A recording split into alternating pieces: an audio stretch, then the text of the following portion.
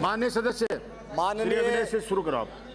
सभापति महोदय, मांग संख्या 42 व 11 उद्योग एवं सामाजिक सेवाएं तथा देवस्थान पर मुझे बोलने की अनुमति दी, इसके लिए आपका बहुत बहुत आभार, आपका बहुत बहुत धन्यवाद। बीच में सॉरी एक बार इंटरप्ट कर रहा हूं।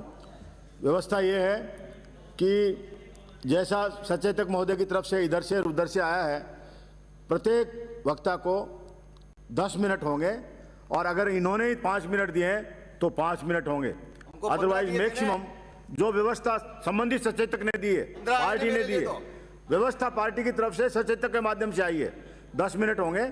8-7 मिनट पर मैं थोड़ा बता दूंगा कि आप कंक्लूड करिए, आप अपने महत्वपूर्ण बातों को कंक्लूड।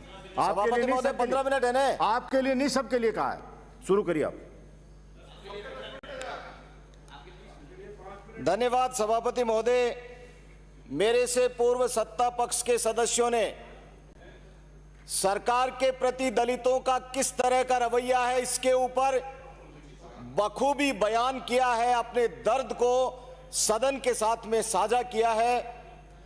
यदि इस सरकार के मन में दलितों के प्रति जरा बहुत भी, थोड़ा बहुत भी यदि करुणा का भाव है और दलितों के मसीहा नहीं, इस देश को संविधान देने वाले बाबा साहब भीमराव अंबेडकर जी के प्रति यदि थोड़ी बहुत भी श्रद्धा है, तो आसन के माध्यम से बात पहुंचाना चाहता हूं। इस राजस्थान की विधानसभा के अंदर बाबा साहब भीमराव अंबेडकर जी की आदमकद प्रतिमा लगाने का आदेश जारी करें। यह बार बार मांग मैं उठाऊंगा क्योंकि दलितों की बात चल रही थी। क्योंकि मैं उस प्रदेश से आता हूं, मैं उस इलाके से आता हूं जहां उद्योग मंत्री भी रहे, राजस्थान के उप मुख्यमंत्री भी रहे और इस विधानसभा के अध्यक्ष भी रहे, परम आदरणीय हरिशंकर जी भाबड़ा साहब, जिन्होंने एक सपना देखा कि मेरे देश के, मेरे क्षेत्र के नौजवान, बेरोजगार नौजवानों को रोजगार मिले और उसके लिए मेगा हाईवे और नेशनल हाईवे के ऊपर बसे हुए रतनगढ़ में इंडस्ट्रियल एरिया लगाया, रिको इंडस्ट्रियल एरिया, और सपना देखा कि यहां पर बेरोजगार नौजवानों को रोजगार मिलेगा। लेकिन उनके सपने को चकनाचूर करने का काम आज की राजस्थान की कांग्रेस सरकार करने पर तुली हुई है, यह आमादा है। रिको इंडस्ट्रियल एरिया की हालात, यहां पर अधिकारी बैठे हैं, माननीय मंत्री महोदय आपके माध्यम से करना चाहता हूं। सबसे पहले मैं मेरे विधानसभा क्षेत्र से यदि शुरुआत करूं, क्यों आएगा यहां पर उद्योगपति? राजस्थान के उद्योगपतियों ने देश और दुनिया के अंदर नाम कमाया है, इन्होंने अपना सिक्का पूरे विश्व के अंदर जमाया है। आज हमारे यहां से छोड़ करके वो लोग दूसरे प्रदेशों के अंदर जाते हैं और यहां पर जब इंसर्जेंसी के टाइम के अंदर वो लोग राजस्थान की तरफ निगाह लगाई, आशा लगाई कि हम लोग यहां पर आकर के सेटल हो जाएंगे, वो वापस जाने पर मजबूर हो गए। क्यों मजबूर हो गए वो यहां से वापस जाने के लिए?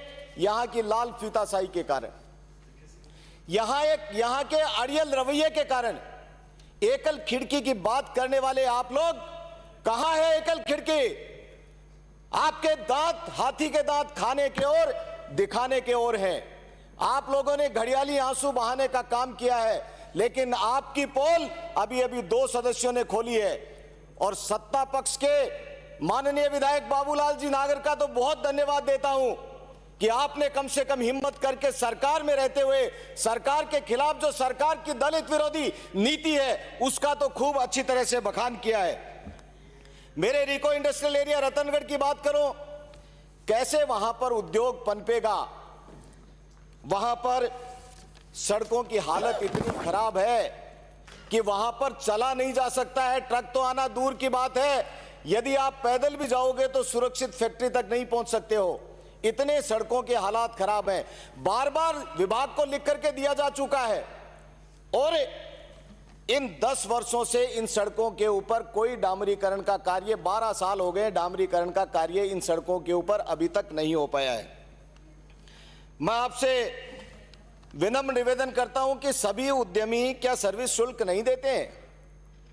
आप पूछिए रिको के अधिकारियों से कि सर्विस शुल्क लेने के बाद में पैसा जमा है उद्योगपतियों का, उसके बाद में इनकी सड़कों के हालात इतने खराब क्यों हैं? मेरे यहां पर काट का काम बहुत होता है, और लकड़ी का काम होता है तो वहां अग्निशमन यंत्र, अग्निशमन जो गाड़ी है उसकी वहीं पर व्यवस्था होनी अत्यंत आवश्यक है। पिछले दिनों 6 बार आग लगी।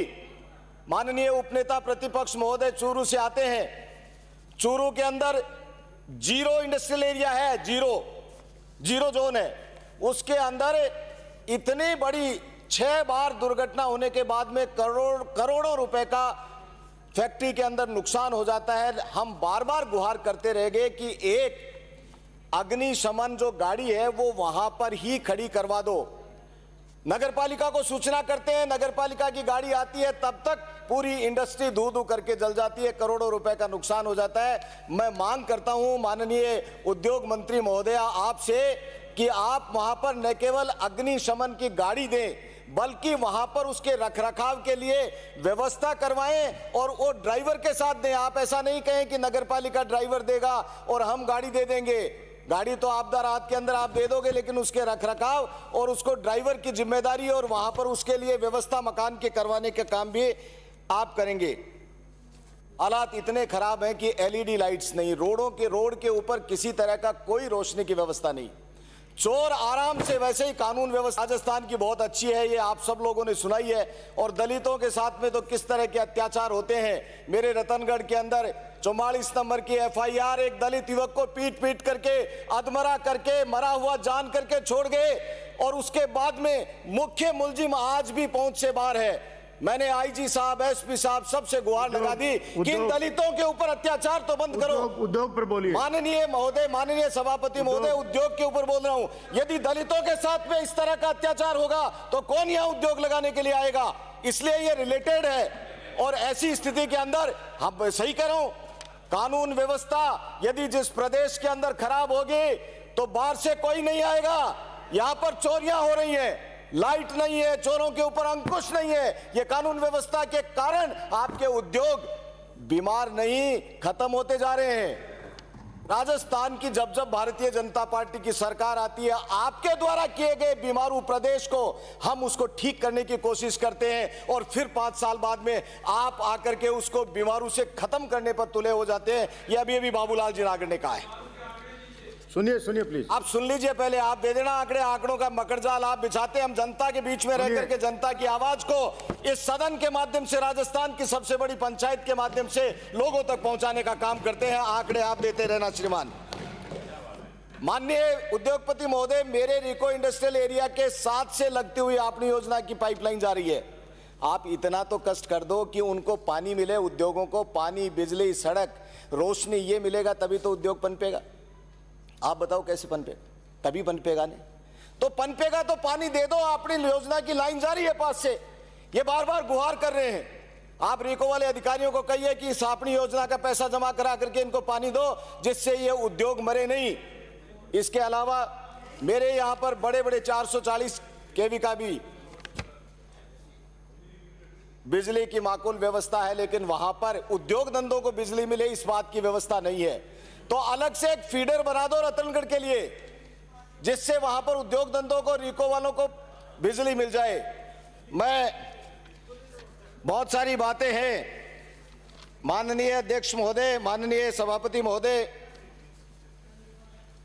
जबरदस्ती का आंकड़ा 2 मिनट में कंक्लूड कर 2 मिनट में कंक्लूड कर दूंगा। माननीय सभापति महोदय, ये एमओयू की बातें बहुत चल रही थी, जबरदस्ती का आंकड़ा, जबरदस्ती कर करके आंकड़ा बढ़ाने के लिए ये सरकार जो कर रही है ये जनता सब जानती है। कृपया बोलने वाले सदस्य को डिस्टर्ब नहीं करें। आप जब आप बोलते हैं तो ये चुप रहते हैं, ये बोले तो आप चुप रहिए। माननीय सभापति महोदय, आपका बहुत बहुत धन्यवाद, आपने मेरे को संरक्षण दिया। अभी मेरे साथी कह रहे थे जहां न पहुंचे चीलगाड़ी बैलगाड़ी, मैं उसमें एक शब्द और जोड़ देता हूं, चीलगाड़ी जहां नहीं पहुंचे वहां भी, बैलगाड़ी नहीं पहुंचे वहां भी मारवाड़ी पहुंचता है। इन मारवाड़ी लोगों ने यहां की अव्यवस्थाओं के कारण दूसरे प्रदेशों के अंदर शरण लेकर के वहां उद्योग धंधों को पनपाया। अब आप देखो कैसी व्यवस्था है। बीकानेर की मिट्टी गुजरात जाती है, बीकानेर की मिट्टी मोरबी में जाती है और वहां से टाइल बन करके राजस्थान में ट्रक के ट्रक आते हैं। उद्योग मंत्री महोदया चली गई, क्या ध्यान दिया कभी?